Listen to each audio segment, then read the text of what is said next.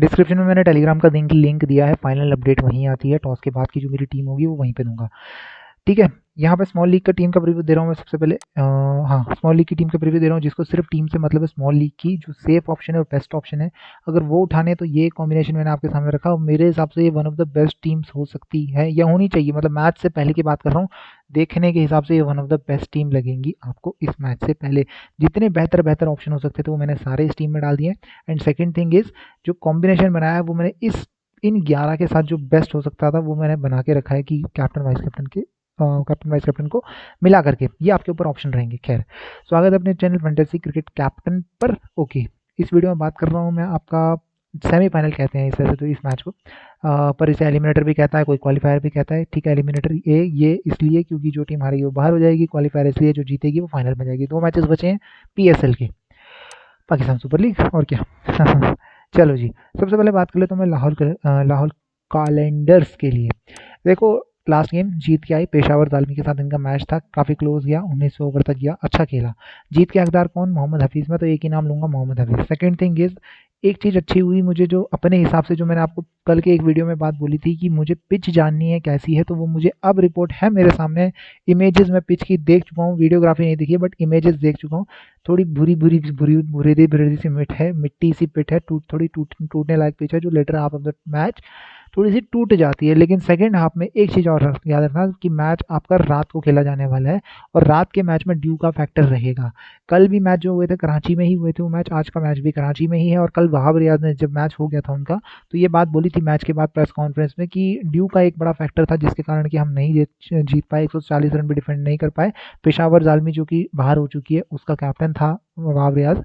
तो ड्यू को फैक्टर को देखते हुए जो सेकंड इनिंग में टीम बॉलिंग कर रही होगी टॉस के बाद, ये चीज़ आप देख लेना, उसके स्पिनर आपके लिए मे बी इतने अच्छे साबित ना हो, स्पेशली स्पिनर।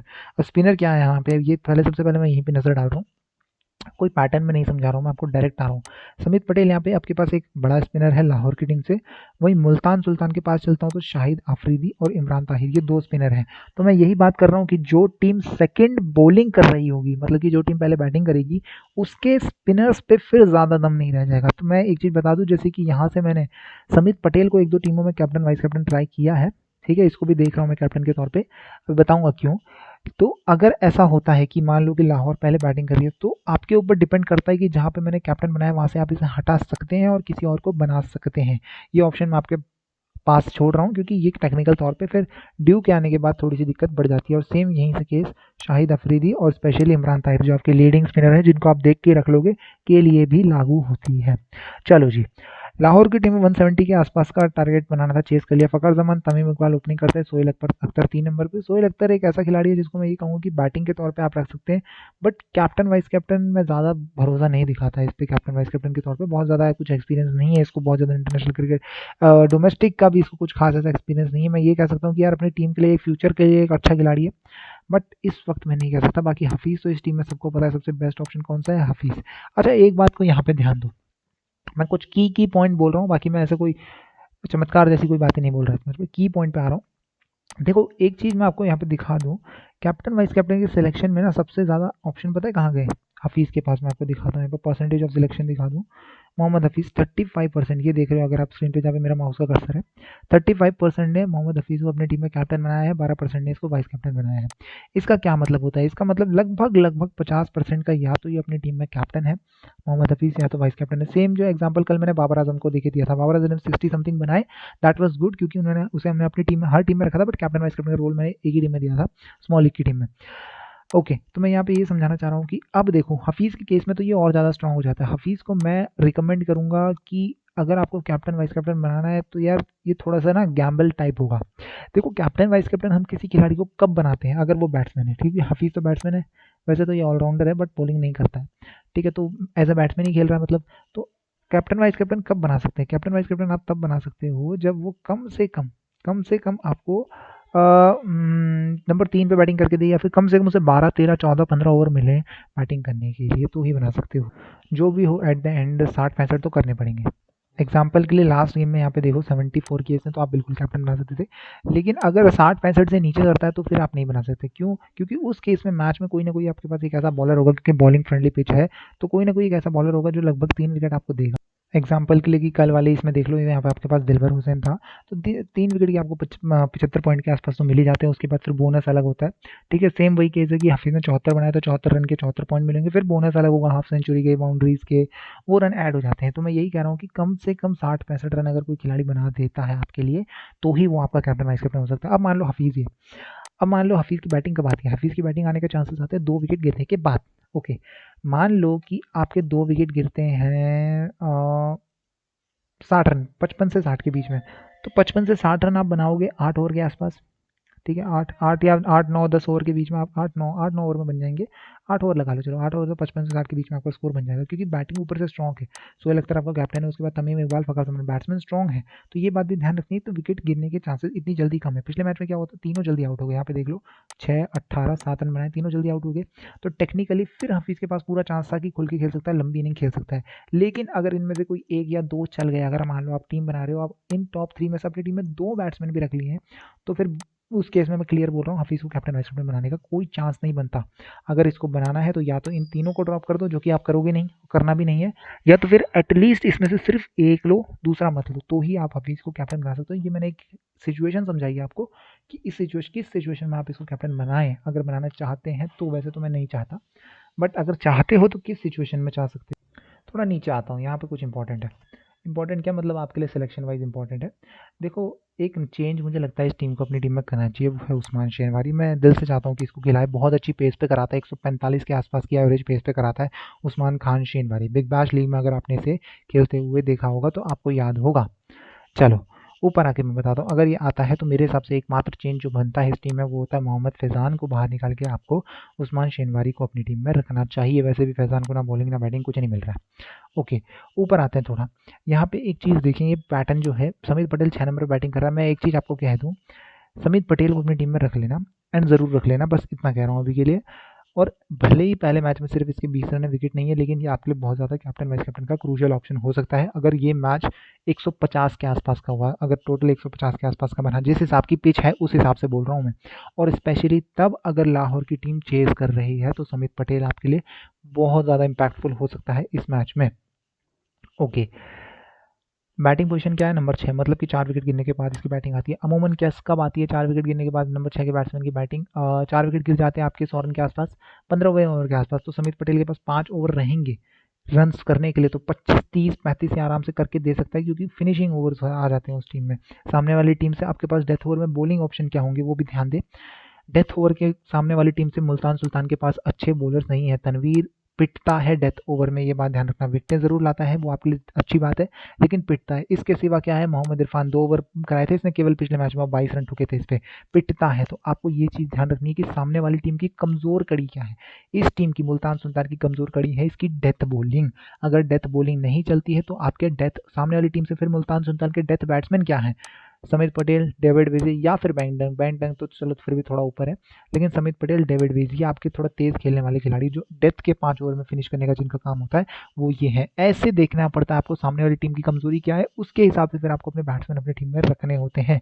अब जैसे मैं यहाँ से बात करता हूँ, यहाँ पे स्ट्रॉन्ग जोन इनकी बॉलिंग दिखाऊंगा आपको। शाहीन अफरीदी और हारिस रऊफ काफ़ी अच्छे फास्ट बॉलर के तौर पे आपको ये देखने में, मतलब genuine fast bowler, international player, आपको पता ही है।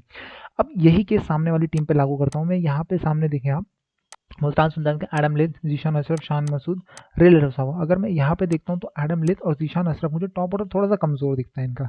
ठीक है, लेकिन जीशान अशरफ के साथ एडवांटेज ये है कि ये विकेट कीपर बैट्समैन है, और एक विकेट कीपर तो आपको लेना ही है, तो आपको चुनना पड़ेगा जीशान अशरफ या फिर बेन डंग के बीच में, वो एक चॉइस है। तो बस मैं यही समझाना चाह रहा हूँ। फिर आप ये टॉप ऑर्डर के बैट्समैन में से, या 3 ऑप्शन है, 4 ऑप्शन है, 4 में से 2 लें, या फिर इन 3 में से 2 ड्रॉप कर सकते हो।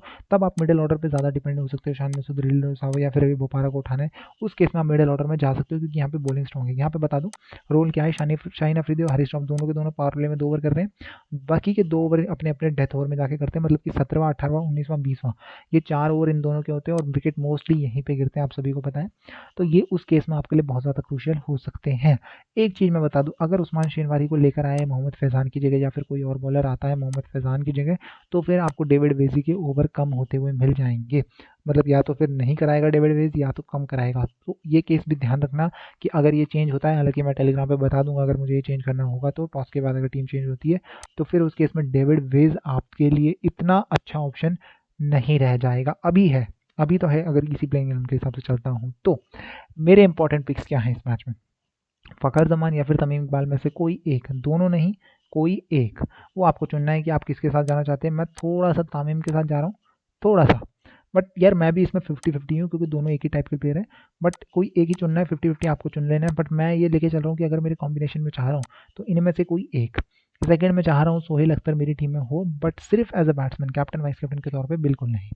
नीचे आता हूँ, नीचे मैं समित पटेल को अपनी टीम में क्रूशियल देख रहा हूँ। और डेविड विली को रोल पे डिपेंड करता है कि क्या मिलेगा, 4 ओवर अगर मिलेंगे तो, नहीं मिलेंगे तो नहीं।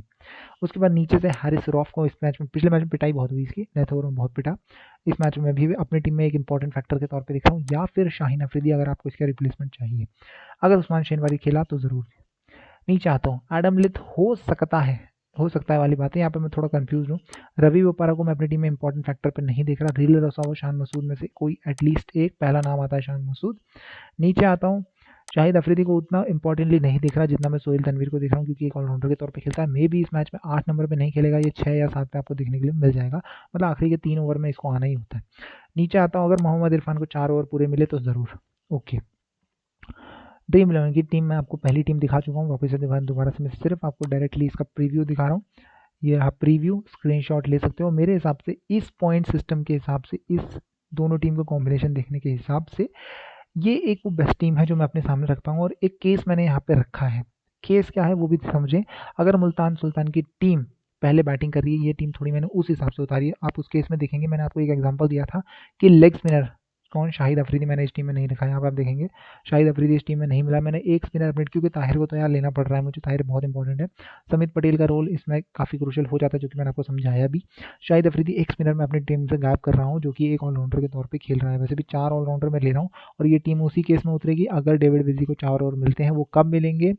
अगर आपकी टीम में कोई चेंज नहीं होता है, लाहौर की टीम में बॉलिंग में मैंने जो बताया आपको नहीं होता है, तो डेविड विली को 4 ओवर मिल जाएंगे उसी केस में। टीम 1 जो कि स्मॉल लीग की टीम है। ओके, नंबर 2 टीम, 3 टीमें रख रहा हूँ सीधा आपके सामने, ग्रैंड लीग की 3 टीमें रख रहा हूँ। एडिटर में खोल के बड़ी स्क्रीन में दिखाता हूँ। ओके, जीसा ने सिर्फ सेम कॉम्बिनेशन के साथ मैंने यहाँ पे उतारी, बट समित पटेल की जैसे मैंने बात करी, इस मैच में काफ़ी हाई रेट कर रहा हूँ मैं समित पटेल को। अगर इसने कुछ नहीं भी किया तो मैं ये एक्सपेक्ट करता हूँ कि 25 रन के आसपास भी कर दिए, या फिर एक विकेट भी ले, तो मैं एक्सपेक्ट कर रहा हूँ कि 40 के आसपास ही मुझे पॉइंट दे देगा। कैप्टन वाइस कैप्टन आपके ऊपर डिपेंड करता है, बट एक चॉइस में ज़रूर रख दूँ कि रख लो। समित पटेल एक ऐसा नाम है जो दोनों टीम से मैं कह सकता हूँ कि अपनी टीम में ज़रूर रख लो। बाकी फिर आपके ऊपर डिपेंडेंसी, तो आपके ऊपर फाइनल कर दी। ये टीम चाहेगी सिर्फ ग्रैंड लीग के केसेस में। क्यों? शान मसूद को परसेंटेज दिखाता हूँ आपको, केवल 4%। ठीक है, कैप्टन अपनी टीम का शान मसूद केवल 4% में काफ़ी तेज़ खेलता है, नंबर 3 पे खेल रहा है। समित पटेल केवल 2% captain vice captain. I know कि रोल इसका बहुत वही रोल है जो सोहेल तनवीर का है, वही रोल है, बस ये स्पिनर है, ये मीडियम पेसर है। और सोहेल तनवीर तो फिर भी 7 या 8 नंबर पे आएगा। समित पटेल 6 नंबर पे आ रहा है, मतलब कि 4 विकेट गिरने के बाद आ रहा है, बहुत पहले आ जाता है। मतलब अच्छी खासी बैटिंग मिल जाती है समित पटेल को। डिपेंड करेगा डेविड विली का क्या रोल है, ये भी डिपेंड करेगा इसके साथ ही साथ। और पिच क्योंकि बॉलर स्पिन के लिए अच्छी है, तो उस हिसाब से मैं बोल रहा हूँ कि क्रूशियल हो सकता है आपके लिए। थोड़ा और नीचे चलते हैं, बाकी बॉलर से कोई और भी हो सकता है, इमरान ताहिर भी हो सकता है, कोई और भी हो सकता है, वो केसेस पे ऐड होते ही हैं। इस टीम में आते हैं, शान मसूद मेरा कैप्टन है, तमीम इकबाल मेरा वाइस कैप्टन है। आप यहाँ पे सेम कॉम्बिनेशन के साथ वकार जमान रख सकते हैं। इस टीम को मैंने क्रिएट किया क्योंकि मुझे अपनी एक टीम में एटलीस्ट बैंड ट्राई करना था ग्रैंड लीग की टीम में। और ये टीम मैंने इस हिसाब से क्रिएट की कि अगर अगर जो एवरेज स्कोर है वो 170 के आसपास चला गया या 170 से ऊपर इन केस चला गया, तो उस हिसाब से रखिए। एक्स्ट्रा बैट्समैन मैंने इस टीम में खिलाया, आप देखेंगे ज़्यादा बॉलिंग ऑप्शंस मैंने नहीं रखे। दोनों ही टीम के दो बॉलर रखे हुए मैंने, एंड एक ऑलराउंडर के तौर पे तनवीर और समित पटेल रखे। मैंने ऑलराउंडर नहीं भरे। ग्रैंड लीग की टीम में मैं बिल्कुल यहाँ पे ड्रॉप कर सकता हूँ अपनी टीम से किसको, आपका सही था मोहम्मद हफीज़। 90% के आसपास इसको अपनी टीम में उठा रहे, तो बिल्कुल मैं इसको अपनी टीम से ड्रॉप करने से नहीं कतरा रहा हूँ। क्रेडिट पॉइंट भी इसके बढ़ चुके हैं। मैंने साफ एग्जांपल दिया है 50% के आसपास का, सिर्फ ये कैप्टन और वाइस कैप्टन। अगर इन केस वो फ्लॉप हो जाए, ग्रैंड लीग में रिस्क लेना ही होता है यार, सिंपल सी बात है। 90% लोग मेरे पीछे से हट जाएंगे अगर ये फ्लॉप हो जाता है। और दूसरी बात, ये क्रेडिट पॉइंट ये 10 उठा रहा है, तो कहीं अगर आपको दिक्कत हो रही होगी क्रेडिट पॉइंट की, तो इसको हटा करके वो सॉल्व हो सकती है। इसके सिवा भी सामने वाली टीम से और ऑप्शंस हैं आपके पास, आप उनके साथ जा सकते हो। लास्ट टीम, ये टीम शायद आपको इतनी पसंद ना आए, वैसे मुझे पता है ये पसंद ही नहीं आएगी आपको। यहाँ पे मैंने थोड़ा सा गैम्बल लिया है, ठीक है। अगर ड्यू का फैक्टर नहीं रहता है, मतलब किस्मत वाली बात है। क्यों क्यों कह रहा हूँ गैम्बल लिया है? समित पटेल एक स्पिनर अवेलेबल है, शाहीन अफरीदी दूसरा स्पिनर अवेलेबल है, तीसरा इमरान ताहिर, मतलब तीनों बेस्ट प्लेयर मैंने अपनी टीम में रख दिए हैं। एंड ड्यू का फैक्टर नहीं रहता है, क्योंकि वो चमत्कार वाली बात होती है कि नहीं गिरी, कल तो गिरी थी ड्यू, अगर आज के मैच में नहीं गिरती है तो उस केस में ये टीम काम आएगी आपके, क्योंकि मैं तीन स्पिनर लेके चल रहा हूँ और एक को तो मैंने कैप्टन बना दिया अपनी टीम का। ये थोड़ा सा उसके ऊपर डिपेंडेंसी होती है। एंड सेकंड थिंग, क्योंकि मुझे शाहिद अफरीदी को भी अपनी किसी ना किसी टाइम टीम में ट्राई करना ही था, एंड समित पटेल को मैं ड्रॉप नहीं कर सकता, ताहिर को भी नहीं कर सकता, तो ये फिर उसी केस में या तो ड्यू आई भी और ये चल गए तो उस वो वाले केस वाली बात है। ठीक है, ओके, हाँ यही चीज़ है। एंड रिले रोसाओ को वाइस कैप्टन क्यों बनाया, इसमें थोड़ी सी आपकी अनबन होगी, मैं बिल्कुल बोलता हूँ यहाँ से चेंज करके आप शान मसूद को रख सकते हो इसकी जगह पे, जो कि बेटर ऑप्शन है। पोजीशन देखें आप रिले रोसाओ की क्या है। ओके, ये रहा नंबर 4, जो कि मैंने आपको एक बात यहाँ पे समझाई कि हफीज़ की पोजीशन, बैटिंग पोजीशन क्या होती है नंबर 4, फिर भी मैंने उसको मना किया कि आप कैप्टन वाइस कैप्टन ना बनाए, बनाना है तो इन तीन में से जो टॉप 3 है उसमें से किसी एक को ही रखें, मतलब कि अगर ये तीन फेल होते हैं तो ही आपका ये कैप्टन हो सकता है या वाइस कैप्टन हो सकता है। सेम केस देखो कल हुआ था, ये तीनों फेल हो गए थे, तभी ये कैप्टन वाइस कैप्टन के लिए इसको ज़्यादा चांसेस, मतलब एंड तक खेला, नॉट आउट आया, तब भी 74 रन बना पाया, शतक तक नहीं पहुंच पाया, बहुत तेज खेला था। अगर यहाँ देखूँ मैं बैटिंग ऑर्डर, अगर ये तीन है टॉप के, इनमें से मैं एटलीस्ट एक लूँ, सिर्फ एटमोस्ट एक लूँ, तो ही मैं रिले सावर जो कि नंबर 4 पे आ रहा है को कैप्टन वाइस कैप्टन बना सकता हूँ, सिर्फ एज अ बैट्समैन खेल रहा है, वो भी तब अगर ये टीम में खेलता है। दम तो है इसमें रन बनाने का, बस अपॉर्चुनिटी की बात है कि अगर इसकी बैटिंग 8 ओवर से पहले आ जाती है तो, और 8 ओवर से पहले आने का मतलब है कि ये टॉप 3 है, इनमें से कोई एक ही चलेगा या तो एक भी ना चले। वही चीज़ मैंने करी है, इन टॉप 3 में से सिर्फ एक रखा है जीशान अशरफ को अपनी टीम में, यहाँ पे दिखा देता हूँ मैं आपको, ये रहा जीशान अशरफ को रखा है इसमें से, बाकी तनवीर तो नीचे खेल रहा है, शायद अफरीदी भी नीचे खेल रहा है, और ये टीम थोड़ी सी बॉलिंग डोमिनेटेड टीम हो जाएगी अगर स्पिन चलती है। देखो एक बात ध्यान रखो, क्रिकेट में ना जब स्पिन चलती है और ज़्यादा स्पिनर्स चलते हैं ना तो टोटल नीचे आता है, फास्ट बॉलर भले ही विकेट ले लेकिन पिटता भी है, स्पिनर के केस में ऐसा नहीं होता। स्पिनर अगर विकेट ले रहा है तो उसका इकॉनमी रेट धीरे धीरे धीरे धीरे आपको देखने के लिए मिलेगा, कम होता रहता है। ऐसा हर मैच में नहीं होता, बट ऐसा ही होता है ज़्यादातर बार। ओके, इस वीडियो में तो इतना ही, मैंने एक पैटर्न आपको समझाया जो अपने अपने हिसाब से मैं प्लान करके चल रहा हूँ, आगे पीछे समझाया, मुझे पता है एक वे में नहीं समझाया, थोड़ा डायरेक्शन मैंने समझाने में, तरीका मेरा शायद इतना बेस्ट ना हो, बट जो मेरे दिमाग में थी वो सारी चीज़ें मैंने यहाँ पे आपके सामने पेपर पे रख दी है, स्क्रीन पे रख दी है। इस वीडियो में इतना ही, टेलीग्राम का लिंक मैंने डिस्क्रिप्शन में दिया है, वैसे तो आप लोग जो हो रखे हो आप ही काफ़ी हो, मेरे को ज़्यादा ऐसे भीड़ वाली बात नहीं चाहिए। फाइनल जो भी चेंजेस करूँ अगर मैं तो मैं वहाँ करूँगा, ठीक है। बाकी कल की रात का जो सेकंड मैच था वो मैंने कवर नहीं किया क्योंकि दिवाली थी, आप सभी को पता है, और वो ठीक दिवाली के टाइम था। मैंने सोचा था कि करूँगा, मैंने उसका डाटा भी लिख के रखा था, जैसे एग्जांपल कि इसी पेज के नीचे दिखा दूंगा आपको, ये रहा कराची का स्कोर मैंने पहले से लिख के रखा है, ठीक है। ये मैच के बाद कैलकुलेशन करी थी मैंने, सारी की सारी डिटेल्स अपने पास, सारी के सारे प्लेयर्स का प्लेइंग 11 कॉम्बिनेशन बना के रखे हुए थे, लेकिन मैं उस वीडियो को कवर नहीं कर पाया क्योंकि उसमें मुझे देर हो गई थी, मैच से पहले तकरीबन 1 डेढ़ घंटा बचा था, तभी मेरा रिकॉर्ड करने का बचा था, उस टाइम पे पीक था दिवाली के टाइम पे 8 बजे के आसपास, तो इसलिए मैं नहीं कर पाया उस चीज़ को। मेरे हिसाब से मैंने सही ही किया कि उसको कवर नहीं करा, क्योंकि साल में एक बार तो दिवाली आती है। खैर जो भी हो, मिलते हैं अगली वीडियो में, या मिलते हैं टेलीग्राम पे शाम को मैच से ठीक आधे घंटे पहले। टॉस थोड़ा लेट आता है, एक बात ध्यान रखना, टॉस की अपडेट इनकी थोड़ी लेट आती है, मतलब कि मैच से 20 मिनट पहले आती है, तो मैच से 20 मिनट पहले आपको टॉस का अपडेट मिल जाएगा, और मैच से 10 मिनट पहले आपको फाइनल टीम जो कि अगर चेंजेस हुए तो मिलेगी, या ड्यू की फैक्टर की न्यूज़, मौसम कैसा हो मुझे मिल गया, देखना पड़ेगा। वेदर फोरकास्ट है, वेदर फोरकास्ट तो नहीं है, विंड चल रहा, हवा चल रही है या नहीं चल रही है, या फिर मौसम में टेम्परेचर क्या है मुझे चेक करना पड़ेगा, उस टाइम पे गूगल करके चेक कर लूँगा मैं, तो वो मैं आपको उस टाइम पे बता दूंगा कि क्या आपको 3 स्पिनर्स के साथ रहना चाहिए या नहीं। मिलता है अगले वीडियो में, गुड बाय गाइस, बाय, ठीक है, थैंक यू।